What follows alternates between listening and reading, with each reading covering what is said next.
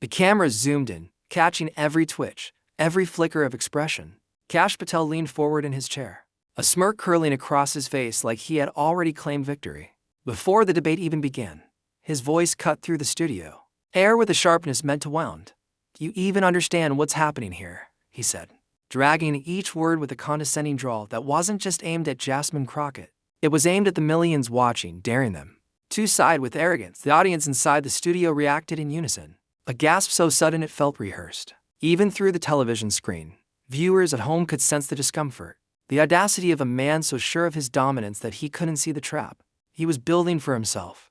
The lights overhead seemed to burn brighter, the silence stretched longer, and the smirk on Patel's face widened, feeding off the tension. Jasmine Crockett didn't flinch. Her eyes locked on him with a steadiness that carried the weight of battles, far greater than a televised clash. She wasn't rattled. She wasn't intimidated. Her stare was the kind that told a story without words, the story of someone who had weathered storms, someone who had fought for every inch of respect she had earned. The cameras caught it perfectly, the fire in her gaze against the smugness in his grin. Hero against villain, dignity against mockery, truth against performance. Across the country, living rooms buzzed. Phones lit up with texts. "Did you hear that? Did he just say that?" Clips were already being clipped, tweets already half-written, because people knew something was about to happen. This wasn't just another political spat. It was a powder keg, and Patel had struck the match. But Crockett didn't rush. She sat in the moment, letting his words hang in the air like smoke, letting the nation lean in closer, letting the silence itself become her weapon. Viewers didn't know it yet, but that silence was the inhale before the strike, the calm before the blow that would leave an entire audience both in the studio and across America reeling. What Jasmine Crockett said next would flip the room upside down. The moment wasn't just about two people trading words on live television. It was about the entire country staring at a reflection of itself in real time. America in that instant was split down the middle, partisan wounds raw, trust in institutions that record lows, communities feeling dismissed, and voices of truth often drowned out by noise. That's why this debate wasn't background chatter. It was primetime theater with the weight of credibility and representation on the line. The network knew it too. Ratings had soared the moment Jasmine Crockett's name was announced alongside Kash Patel's. Viewers from every corner of the political spectrum tuned in, some eager for confrontation, others hoping for clarity, many simply hungry for proof that anyone could speak for them. Patel entered with the swagger of a man convinced the spotlight was his natural home. He thrived in spectacle, counting on dominance to bend the narrative his way. Crockett, however, represented something far more disruptive, a voice unafraid to stand unshaken, a presence that symbolized not just one district in Texas, but every person who had been underestimated, talked over, or silenced. The stakes stretched beyond partisan scorecards. For Patel, this was about reinforcing his image as the insider who could humiliate opponents and walk away unscathed. For Crockett, it was about showing that truth still mattered, that facts and integrity could slice through bluster. Millions of immigrant families, young voters, and working-class households saw her as more than a congresswoman. She was validation, a reminder that someone at the table carried their fight in her voice. And then there was the national mood. Tense as a drum. Headlines all week had painted this debate as combustible, the kind of clash that could set off a viral firestorm. Social media was primed, hashtags already drafted in anticipation. Viewers didn't just want answers. They wanted a moment, something that would live beyond the night and echo into tomorrow's conversations.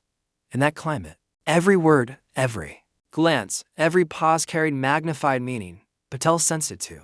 Though arrogance disguised itself as confidence, he leaned forward, elbows on the table, his smirk curling again like punctuation to an insult that hadn't yet landed. The move wasn't random, it was a signal, a stage cue, daring Crockett to react. The studio lights gleamed against his suit as though they were accomplices, spotlighting him as the provocateur, the villain enjoying his own performance. But in the tension of that lean, the audience at home felt something shift. They saw Crockett, still calm, eyes fixed like a steel blade that wouldn't bend. They saw Patel coiled, ready to strike with words meant to diminish. And they realized this wasn't just a debate. It was a test of dignity, of composure, of whether truth could survive arrogance in an age addicted to spectacle. The clash wasn't coming. It had already begun. And when Patel leaned forward with that smirk, viewers sensed a clash about to ignite, one that would soon become unforgettable. Kash Patel didn't stumble into the spotlight. He clawed his way there through the back doors of power, a figure who knew how to maneuver in the shadows, yet never missed an opportunity to bask in the glow of a television camera. His career had been stitched together not by quiet service but by calculated loyalty, the kind that traded truth for access, facts for favors. In Washington circles, his name was whispered as both a weapon and a warning, someone who thrived not on building, but on tearing down, on bending narratives until they served his purpose. He carried himself as if draped in patriotism, always quick to wrap his image in the flag and declare himself a guardian of America's values. Yet beneath the veneer, contradictions pulsed like cracks in a facade. He would speak of law and order while undermining investigations. He would praise service members while discrediting their testimonies if they didn't align with his script. To his supporters, these contradictions didn't matter. He knew how to deliver soundbites sharp enough to pierce through nuance. But to anyone watching closely, his patriotism often rang hollow, an accessory he donned when convenient, discarded when truth became inconvenient. Over time, a pattern emerged. Patel positioned himself not as a servant of the public, but as a gatekeeper of privilege.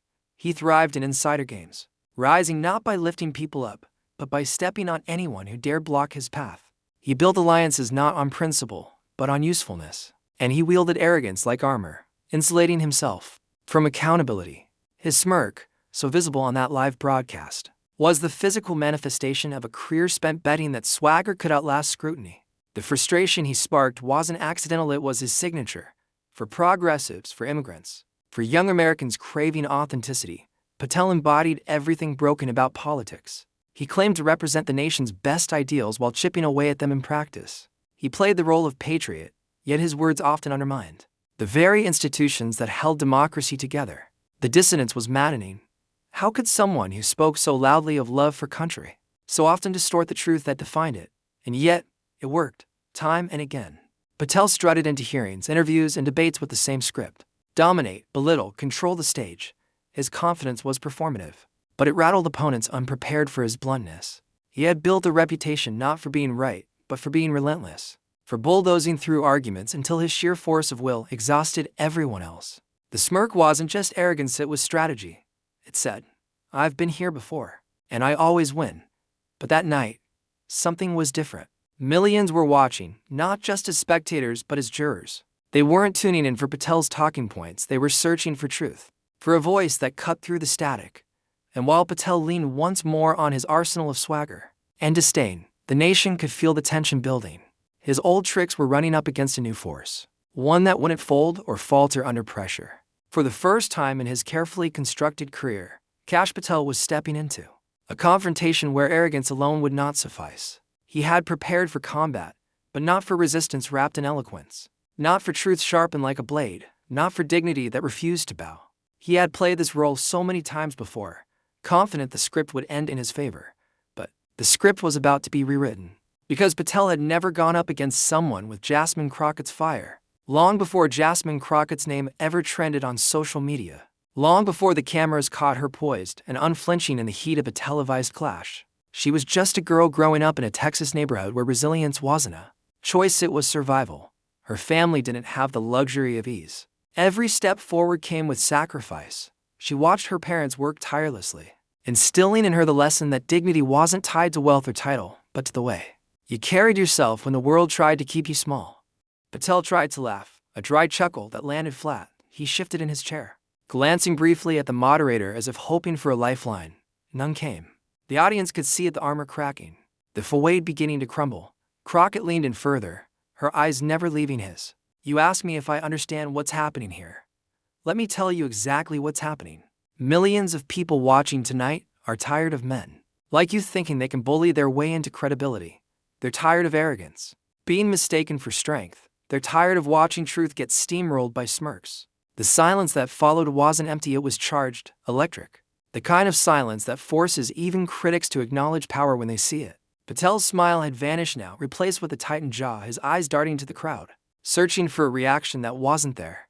Crockett held her ground, and for a moment, it wasn't just her voice carrying across the stage, it was every person who had ever been dismissed, every community that had been silenced, every immigrant, every working-class family, every woman who had been told she didn't belong. She had become the vessel for their frustration, their pride, their validation. And then came the final turn, the words that would cement the moment as unforgettable. Crockett's tone softened slightly, but her words hit harder than ever. "So, Yes, I do understand what's happening here. What's happening is that your smirk doesn't scare me. Your interruptions don't silence me. And your arrogance doesn't define me. What defines me is the fight I care for people who deserve better than this circus. And tonight, whether you realize it or not, the only person exposing themselves here is you. The smirk was gone. Silence filled the air. Then came the eruption. The audience inside the studio broke, unable to contain themselves any longer. Applause thundered through the room, cheers rising like a wave crashing over the stage. Viewers at home felt it too, flooding social media with clips, hashtags, and disbelief at what they had just witnessed. Commentators who had been scribbling notes froze, pens hovering midair, eyes wide with the realization that they weren't just covering a debate, they were witnessing a cultural moment. Patel sat back in his chair, lips pressed tight, his face betraying the sting of a blow he had never expected. He had walked in armed with condescension and swagger, but Crockett had dismantled him with nothing more than truth delivered calmly, surgically. Devastatingly, the cameras lingered on Patel's expression, then cut to Crockett, whose face remained steady, composed, unshaken. She didn't bask in the applause. She didn't gloat. She let the audience's reaction speak for itself, her silence now louder than any insult Patel could muster. Social feeds lit up instantly. She ended him. Crockett for the win. That's how you handle arrogance. Clips circulated within seconds, spreading faster than the moderators could regain control of the stage. Patel's name trended alongside Crockett's, but for all the wrong reasons. Where his supporters saw dominance, the nation now saw desperation. Where he had hoped for humiliation, he had delivered validation to his opponent. The aftermath would ripple, but in that moment, all that mattered was the clarity of what had just transpired. The imbalance of power Patel had tried to create had been flipped entirely on its head. The smirk, the interruptions, the performance, all of it collapsed under the weight of Crockett's comeback. It was the kind of moment that didn't need explanation. It lived in the reactions, the stunned silence, the gasps, the applause, the eruption of voices rising in agreement across the country. Jasmine Crockett had done what so many hoped she would. She had stood firm, cut through the noise, and delivered a response that would be replayed, quoted, and remembered for years. The nation was still buzzing, still catching its breath when the real shockwaves began to spread. Because what happened in that studio wasn't contained to one debate. It was about to explode into a cultural phenomenon. The moment the debate cut to commercial, the real storm began not in the studio, but across millions of screens. Within minutes, Jasmine Crockett's mic drop comeback had been clipped, captioned, and blasted across TikTok, Twitter, X, Instagram, and YouTube.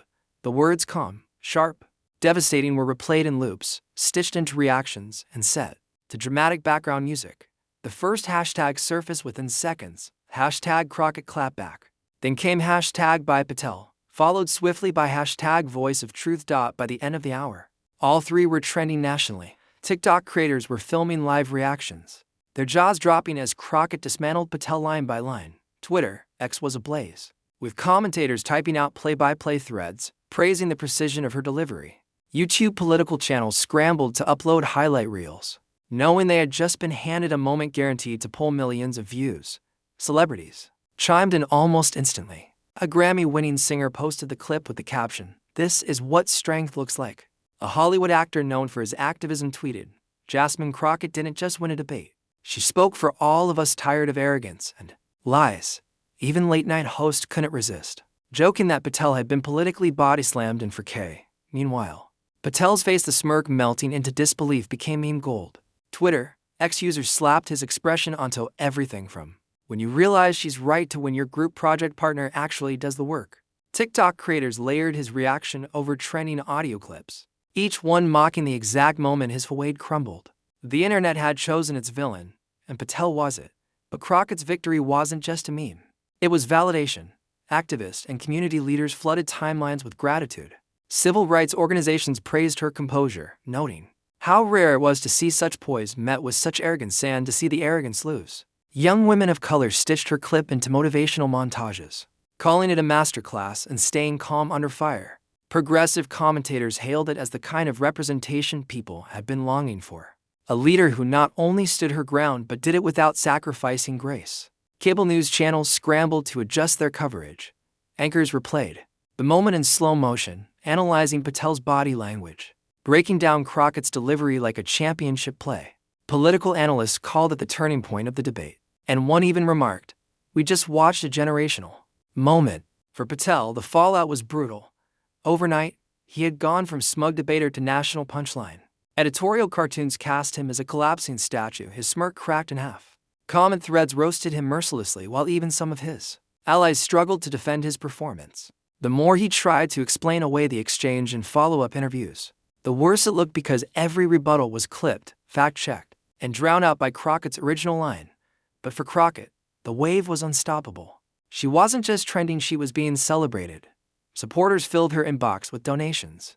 Campaign volunteers signed up in droves, and her follower count skyrocketed across platforms. More importantly, she had become a symbol to millions. She wasn't just Jasmine Crockett the Congresswoman, she was Jasmine Crockett, the voice of truth, the one who looked arrogance in the eye and dismantled it piece by piece. And yet, as the dust settled, a deeper realization took hold.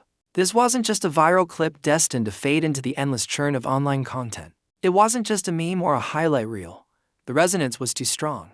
The reactions too widespread, the stakes too real. Something had shifted, not just in the debate, not just on Twitter, but in the national conversation itself. Because this wasn't just a viral clip, it shifted the conversation nationally. As the storm of reactions settled into the nation's bloodstream, the essence of what had just unfolded became clear.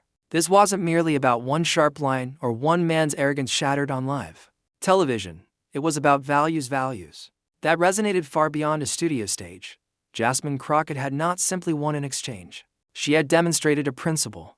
In the face of Patel's sneers, interruptions, and dismissive laughter, she hadn't resorted to the same tactics. She hadn't raised her voice to match his or played his game of dominance. Instead, she revealed the power of dignity. And in that revelation came a truth many had been longing to see confirmed: that arrogance can be loud, but dignity is louder still. Her response wasn't just a comeback. It was a mirror held up to a country wrestling with questions of credibility, representation, and justice. Patel represented the old guard, the insider arrogance, the belief that bluster could mask weakness, that dominance could substitute for truth. Crockett embodied the opposite, a leader grounded in calm, razor-sharp clarity, and an unshakable belief that truth is enough on its own. For millions who had been underestimated, dismissed, or spoken over, the moment struck deeper than politics. It became a parable: the quiet strength of those who refuse to be silenced, the resilience of those who know that their voice, steady and unwavering, can cut through the noise. Social media users captured it in simple phrases: she spoke for us, she showed us how to win, without becoming them. Education became her weapon of choice. She wasn't the loudest in the room, but she was often the sharpest, asking questions that cut through noise, searching for answers no one else dared to voice. Teachers saw in her not just intelligence, but a relentless determination to prove that limits were illusions. That determination followed her into law school, where she walked into lecture halls filled with doubt from those who underestimated her.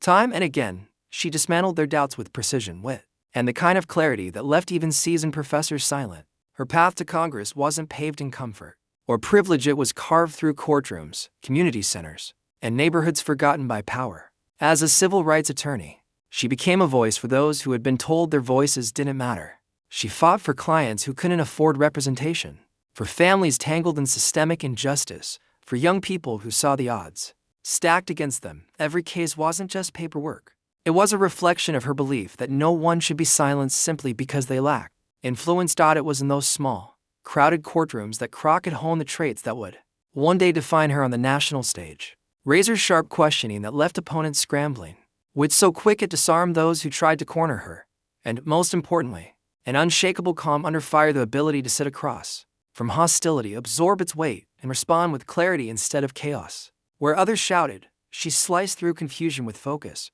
Where others broke, she stood taller. Her rise to Congress was not a gift. It was a battle. She faced opponents who tried to smear her, detractors who questioned her legitimacy, and a political machine that rarely opens its doors to outsiders. Yet, she refused to be defined by what she lacked. She defined herself by what she brought: authenticity, courage, and a fierce refusal to let arrogance go unchecked. When voters finally handed her the chance to represent them, it wasn't just a victory for Jasmine Crockett, it was validation for every person who had been told they weren't enough. In Washington, Crockett quickly earned a reputation that rattled her critics. Hearings turned into showcases of her skill. Witnesses accustomed to dodging questions found themselves cornered, their evasions unraveling under the precision of her interrogation. Colleagues whispered about her wit, about the way she could turn an insult back on its sender without raising her voice, about the way her calm presence commanded more respect than the loudest shouts in the room. To progressives, she became a rising star. To opponents, she became a threat, but beneath the sharpness was humanity. She often spoke of her community, of the families who reminded her why she entered politics in the first place. She carried their struggles into every chamber, never forgetting the weight of her responsibility. She told stories of young girls who wrote her letters saying they finally saw themselves represented, of mothers who thanked her for speaking truth to power when others stayed silent. Those stories grounded her, kept her tethered to purpose even as the national stage grew harsher and the spotlight hotter. It was that combination of authentic roots, courtroom home clarity, and congressional fire that made her such a formidable presence when she stepped into debates. She wasn't just another politician trading talking points. She was the embodiment of resilience, the living proof that no amount of dismissal could dim a determined spirit. And on that night, under the blinding studio lights with millions watching, she carried all of that history into the ring. Kash Patel might have walked in with arrogance sharpened over years of insider games, but Jasmine Crockett brought something he had never encountered before: the unflinching strength of someone who had been underestimated all her life and turned that underestimation into her greatest weapon. She didn't need to posture. She didn't need to smirk. Her power came from every courtroom she had battled in, every doubter she had silenced, every family she had fought for.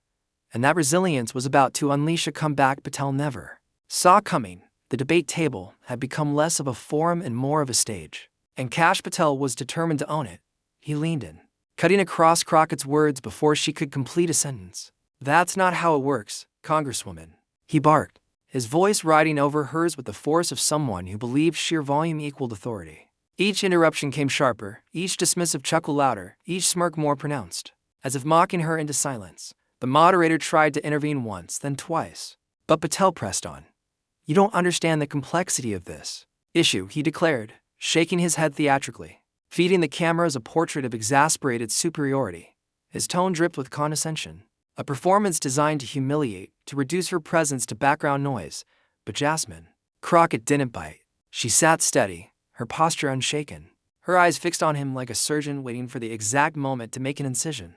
Every time Patel jabbed, she let the words hang in the air, let the audience feel the arrogance for what it was. She allowed him to dig deeper into his own pit, each interruption piling on, each smirk widening the gap between his self-image and how the nation perceived him. The cameras caught the tension brilliantly. Crockett's composure contrasted with Patel's desperation to dominate for viewers at home. The split screen told the whole story, one figure unraveling under the weight of his own arrogance, the other embodying quiet strength that grew more powerful with every second of restraint. The silence she carried became louder than his words, a silence that told audiences she was choosing her moment, biding her time. Inside the studio, the crowd shifted uneasily, gasps and murmurs slipped through despite the moderator's pleas for decorum. Social media feeds lit up with commentary in real time. "He won't let her speak. Why is he so rattled? Just wait, she's going to destroy him." The anticipation was building like pressure in a sealed chamber. Viewers weren't just watching a debate anymore. They were watching a countdown. Patel, blind to the shift, kept pressing.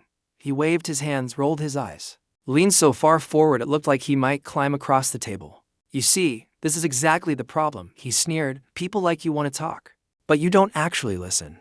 The insult wasn't just directed at Crockett, it carried the weight of every dismissal. Every time a woman, every time a black leader, every time a progressive voice had been told they didn't belong at the table.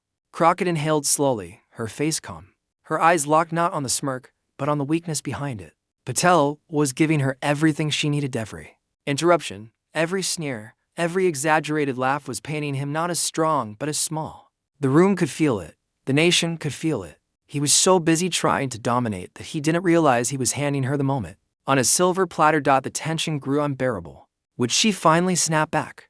Would she raise her voice, meet fire with fire, or would she let the barrage roll over her, leaving audiences frustrated and unsatisfied? Viewers leaned forward in their seats, breaths held, waiting for the break in the silence. And then it happened. Crockett shifted slightly, straightened in her chair, and leaned just enough toward the microphone to let the studio lights catch her eyes. The crowd hushed instantly, the nation on edge. Then, with the entire nation watching, she leaned into the mic. The studio air seemed to hold its breath. As Jasmine Crockett leaned closer to the microphone, her hands rested calmly on the table, not clenched in anger, not fidgeting with nerves, but steady and anchor against the storm Patel thought he was whipping up. The nation leaned in with her, millions of screens flickering as living rooms, phones, and laptops tuned into the moment. Her voice came out low, deliberate, the kind of tone that forced the room to quiet down. "Mr. Patel," she began, letting his name linger in the air just long enough for the smirk on his face to stretch wider. "You keep asking if I understand what's happening here." She paused. The pause wasn't hesitation, it was precision. She wanted the words to marinate, to pierce through his arrogance before the next strike landed. Then, with the stillness of a practiced orator, she delivered the blow. "I understand. Perfectly. What's happening here is a man so desperate to be heard. He doesn't realize he's exposing exactly why people stopped trusting him a long time ago." Gasps erupted, sharp and immediate. The crowd inside the studio leaned forward as though yanked by invisible strings. The cameras caught Patel's face in that instant. The smirk faltered. Not gone entirely, but twitching at the edges, struggling to hold its ground against the weight of her words. Crockett didn't let the silence drag too long. She pressed on, her tone sharpening without ever rising in volume. "You've built a career talking over people, cutting corners and wrapping yourself in the flag when it's convenient. But the truth is, patriotism isn't a costume you put on for television. It's the sacrifices you're too arrogant to recognize, and the service you're too busy mocking to respect." Another gasp, this one heavier, tinged with applause, that threatened to break free but was held back by the sheer tension of the moment. Crockett's cadence was unhurried, each sentence deliberate, like a surgeon's scalpel carving through layers of bluster. Crockett herself later reflected not with gloating, but with perspective. She framed the exchange as proof of something larger, that democracy, at its best, is not about who can shout the loudest, but about who can stand firm in truth. She reminded people that representation matters not just as a statistic, but as a lived reality. That when someone like her sits across from someone like Patel, millions watching from the margins feel a little less alone. The moral was unmistakable: dignity over arrogance, truth over bluster, representation over elitism. These weren't abstract ideals, they were lessons etched into a single, unforgettable moment that replayed in classrooms, community centers, and family living rooms. And the impact stretched beyond Crockett herself. Young women wrote posts saying they felt emboldened to speak up in their workplaces. Immigrants shared stories of facing dismissive authority figures and finding strength in Crockett's composure. Civil rights leaders reminded audiences that progress has always been driven by those who carry themselves with dignity in the face of scorn. The smirk Patel wore had been more than personal, it was symbolic of every barrier meant to diminish voices like hers, and when it vanished under the weight of her calm precision, it sent a message that could not be contained by party lines or debate transcripts. Justice shines brightest under pressure. For some, it was just one night on television, but for many, it was fuel. A reminder that battles aren't always won by the loudest voice, but by the one with the most unshakable conviction. Crockett had carried herself not only as a politician, but as a symbol of what dignity looks like when tested. And as the echoes of that moment spread, one truth crystallized: this was bigger than a debate. It was a story about America itself, a story of how arrogance may dominate the microphone for a while, but it is dignity, rooted in truth, and resilience that wins the day. Because in the end, Patel's smirk faded into memory, but Jasmine Crockett's calm fire lit something that would not fade. It reminded a nation that hope is not naive, justice is not weak, and that the greatest comebacks are born not of rage, but of resolve. Jasmine Crockett stuns Kash Patel on live TV with a savage comeback audience left in shock. That headline wasn't just a summary of the night, it was the truth of what millions witnessed. A moment where arrogance met dignity, where bluster collided with calm precision, and where the smirk that had seemed unshakable disappeared in an instant. What Crockett delivered was more than a one-liner. It was a reminder that truth, when spoken with clarity and courage, has the power to dismantle even the loudest arrogance. In that debate, she wasn't just representing herself. She was representing every voice that has ever been dismissed, every person told they don't belong, every community forced to prove their worth. Her victory was a message: dignity is strength, and truth will always outlast mockery. And here's where you come in. Because moments like this don't live on their own, they live when people like you carry them forward. When you share them, when you amplify them, when you make sure the story doesn't just trend for a night, but becomes part of the larger fight for representation, justice, and hope. So if you believe voices like Crockett's need to be amplified, share the story. Pass it along to your friends, your family, your community. Let it serve as proof that arrogance can fall and that dignity can rise in its place. And if you want to be part of a movement that continues to spotlight moments where truth prevails over arrogance, subscribe now. Because tonight, it was Jasmine Crockett. Tomorrow, it could be someone else standing strong, holding the line, and reminding us all that justice shines brightest under pressure. Don't just watch the story, be part of it.